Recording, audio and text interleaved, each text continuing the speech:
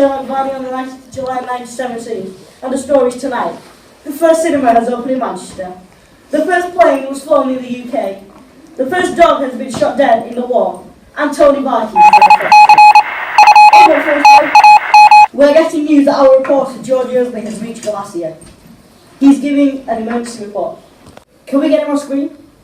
George Ursley is live from Galicia in Central Europe. Hello. Thanks, Jerry. I'm here today with Sergeant Beckhoff. It's an honour to broadcast the BBC News. We're also joined with my friend, Sergeant Yurkov. Mr. Yearsley, I understand you have a few questions you'd like to ask us. Yes. First of all, when did it start and how come? Well, I can answer one of those questions. It started on the 1st of July 1917, which is this year. But I'm not quite sure about why it was fought, so why don't we ask my fellow sergeant? Thank you, Beckhoff. Well, it was to push back the German and Austro-Hungarian troops from Galicia back to Lviv, which is in northeast area of the empire. The guy to lead this attack is called Alexander Kerensky. He ordered for the offensive. The battle took place along the eastern front of Russia.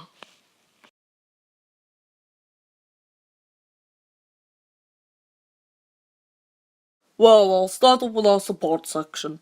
So the automatic rifle model 1915 Shellshot was one of our personal favorites when we used it in the war, because it produced a quick rate of fire and could fit in any bullet it wanted. Our main assault weapon would be the Russian-made Fedorov assault rifle. It provided quick rate of fire as well as being lightweight so you can carry it around. Our second most commonly used DMR weapon is the Winchester Model 1895 7.62mm round. It's because it's like our most commonly used weapon, which I'll get to in a minute, but it's just a bit slower at firing and reloading.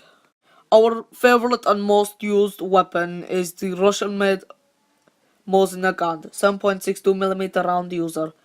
It is very useful because if you miss your target, you can reload quickly because it's bolt action and it's easier to pick off targets with its iron sight.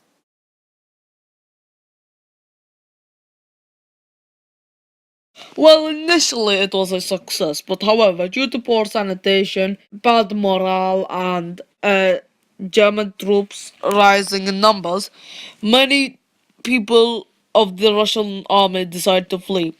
Around 2 million people fled due to this, and this caused the Kerensky offensive to fail.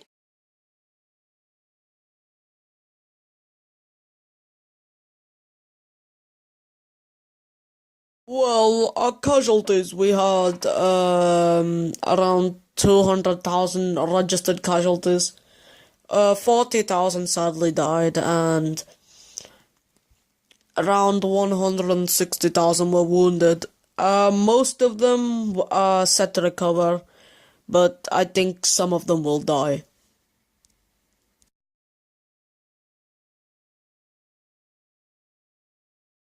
Army included the 11th, 7th and 8th Army, and we were against the Austro-Hungarian 7th and 3rd Army.